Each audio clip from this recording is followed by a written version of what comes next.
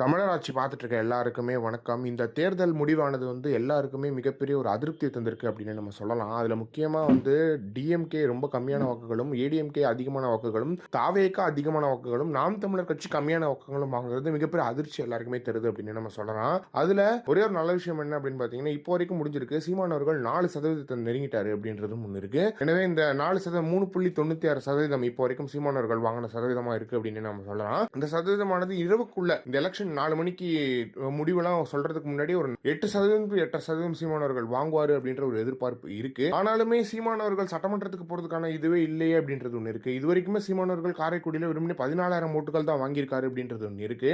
இதுக்கெல்லாம் காரணம், இது எல்லாம் மட்டமா பண்றதுக்கான காரணம் இந்த மக்கள் ஏன் இன்னுமே சீமானவர்களை புரிஞ்சுக்கவே இல்லை அப்படின்றது தெரியல. சீமானவர்களுக்கு ஒரு வாய்ப்பு கொடுக்கலாம். நீங்க எடுத்தோன்னே விஜய்க்கு வாய்ப்பு கொடுக்கலாம் அப்படின்னு பேசுற மக்கள் ஏன் சீமானவர்களுக்கு இன்னும் ஒரு வாய்ப்பு கொடுக்காம இருக்கீங்க அப்படின்ற கேள்வி எல்லார்கிட்டயுமே எழுது. எனவே சீமானவர்களுக்கு ஒரு வாய்ப்பு கொடுத்தா சீமானவர்கள் எப்படி செஞ்சிருப்பாருன்றத காரைக்குடியில பார்த்திருக்கலாம் இல்லையா? ஒரு இடம் தானே, ஒரு இடத்துல கொடுத்திருக்கலாம், இல்லைன்னா வேதாரண்யத்தில் கொடுத்திருக்கலாம் அப்படின்னு நம்ம சொல்லலாம். ஆனா சில இடங்கள்ல நாம் தமிழர் கட்சி நல்லா பெர்ஃபார்ம் பண்ணிருக்காங்க அப்படின்றதும் இருக்கு. கிட்டத்தட்ட ஒரு இடத்துலலாம் 15,000 16,000 ஓட்டுகள்ல இப்பவே வாங்கிட்டாங்க அப்படின்றது ஒன்று இருக்கு. எனவே முடியும் போது சீமானவர்கள் 8-8% நெருங்கிட்டார் அப்படின்னா சீமானவர்கள் அந்த அங்கீகரிக்கப்பட்ட கட்சி அப்படின்ற ஒரு மிகப்பெரிய முக்கியமான விஷயத்தை தக்க வைப்பாரு அப்படின்றதுல எந்த ஒரு மாற்றமே கிடையாது. எனவே சீமானவர்களுக்கு இந்த தேர்தலானது நினைச்சதை கை கொடுக்கலனாலும் அவர் அங்கீகாரத்தை பெற்றுவார் அப்படின்ற ஒரு எதிர்பார்ப்பையும் உருவாக்கி இருக்கு அப்படின்னு நம்ம சொல்லலாம். இதை பத்தி நீங்க என்ன நினைக்கிறீங்க அப்படின்றத மறக்காம கமெண்ட் பாக்ஸ்ல சொல்லுங்க.